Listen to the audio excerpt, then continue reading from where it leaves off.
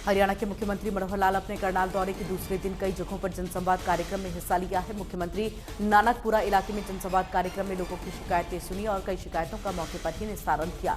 मुख्यमंत्री ने लोगों की मांग पर गुरु नानकपुरा इलाके में सीवरेज प्लांट बनाने की घोषणा की है। इसी के साथ तुरंत प्रभाव से एसटीपी निर्माण कार्य को तुरंत प्रभाव से शुरू करने के निर्देश दिए हैं। मुख्यमंत्री ने कहा कि सरकार सभी क्षेत्रों में तेजी से विकास कर रही है।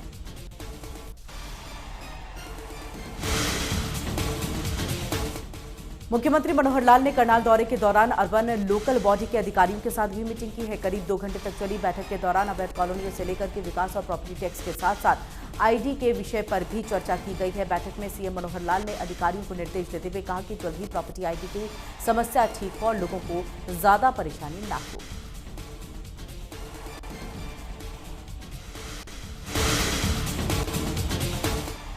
मुख्यमंत्री मनोहर लाल ने अपने करनाल दौरे के दौरान संवाद कार्यक्रम में हिस्सा लिया है। इस दौरान मुख्यमंत्री मनोहर लाल स्केटिंग कोर्ट का उद्घाटन किया है और पौधरोपण भी किया। विशेष बात यह रही है कि मुख्यमंत्री मनोहर लाल ने स्केटिंग कोर्ट का उद्घाटन बच्चों से ही करवाया है। इस दौरान उनके साथ बीजेपी के कई कार्यकर्ता और प्रशासनिक अधिकारी भी मौजूद रहे।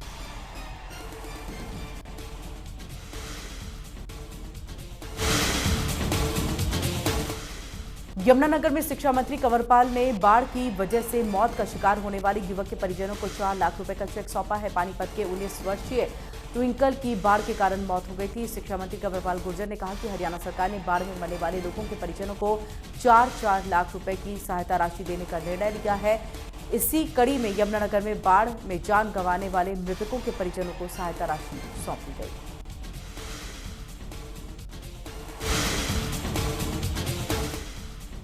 अंबाला में विधायक असीम गोयल ने बाढ़ से जान गंवाने वाले लोगों के परिजनों को सहायता राशि के रूप में 4 लाख रुपए का चेक सौंपा है। अंबाला में बाढ़ की वजह से 3 ग्रामीणों की मौत हो गई थी, जिसके कारण परिजनों को विधायक असीम गोयल ने हरियाणा सरकार की ओर से सहायता राशि सौंपी है। और इस दौरान विधायक असीम गोयल ने कहा कि मृतकों के परिजनों के साथ सरकार हर वक्त खड़ी है।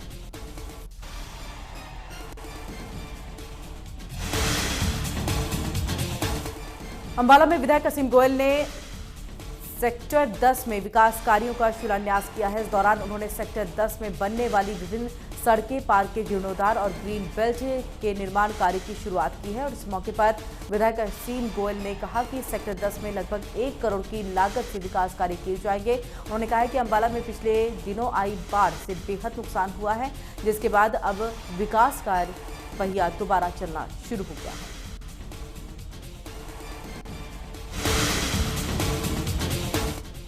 फरीदाबाद में विधायक नैनपाल रावत ने सड़क के निर्माण कार्य की शुरुआत की है। विधायक नैनपाल ने कहा है कि दयालपुर से फतेहपुर तक जाने वाली 5 किलोमीटर की सड़क करीब 2 करोड़ की लागत से बनाई जाएगी। उन्होंने कहा है कि ये सड़क लंबे समय से जर्जर हालत में थी, जिससे आने जाने वाले लोगों को काफी दिक्कतों का सामना करना पड़ता था और सड़क निर्माण के बाद लोगों को बेहद राहत मिलेगी।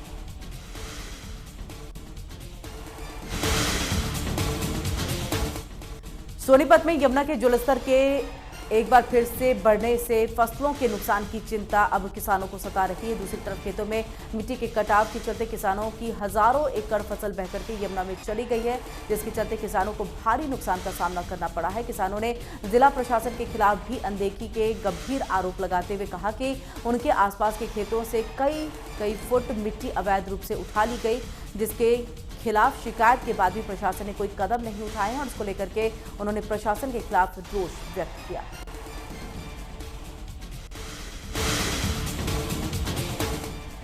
फतेहाबाद में बाढ़ के बीच फंसे करीब 1200 लोगों को सेना ने सुरक्षित जगहों पर पहुंचा दिया है। इसके साथ ही करीब 1200 ऐसे लोग हैं जिन्हें राहत शिविर में रह रहे हैं और सेना खाना उन तक पहुंचा रही है। मौजूदा वक्त में फतेहाबाद में 25 से 30 गांव में सेना का रेस्क्यू ऑपरेशन चल रहा है। यहां कई इलाके ऐसे हैं जहां 5 से 6 फुट तक पानी भरा हुआ है। सेना के अधिकारियों का कहना है कि बाढ़ पीड़ितों की मदद के लिए सेना के जवान लगातार काम कर रहे हैं।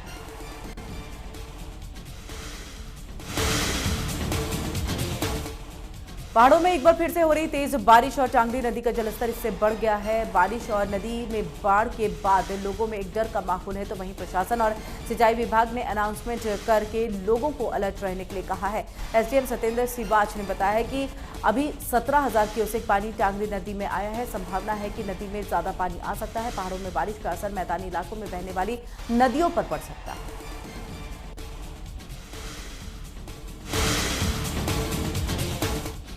कैथल में पीएनजी गैस की पाइपलाइन फटने का मामला सामने आया है। घटना सिविल अस्पताल के नजदीक इलाके की बताई जा रही है। घटना के बाद से लोगों में डर का माहौल है, जिससे सिविल अस्पताल के नजदीक घटना वाले इलाके में लोगों की आवाजाही बंद कर दी गई है। मामले की सूचना मिलने पर पुलिस और दमकल विभाग की गाड़ियां मौके पर पहुंची मामले की जांच की जा रही है।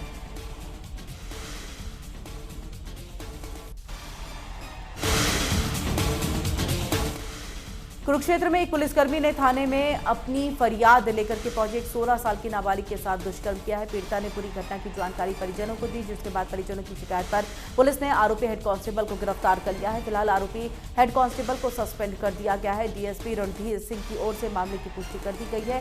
पीड़िता के परिजनों ने पुलिस से आरोपी के खिलाफ सख्त कार्रवाई की मांग की है।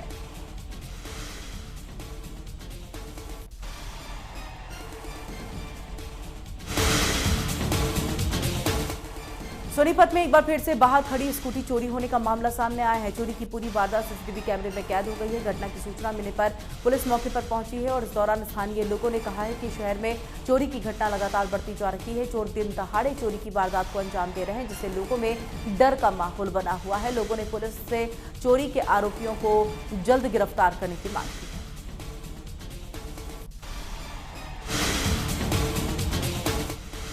पलवल में युवक का अपहरण कर हत्या करने के मामले में पुलिस ने एक आरोपी को गिरफ्तार कर लिया है। पुलिस का कहना है कि आरोपी को अदालत में पेश करके गहन पूछताछ के लिए रिमांड पर लिया जाएगा और रिमांड अवधि के दौरान आरोपी के फरार चल रहे उसके अन्य साथियों के बारे में भी जानकारी ली जाएगी। पुलिस का कहना है कि सभी आरोपियों की जल्द गिरफ्तारी की जाएगी।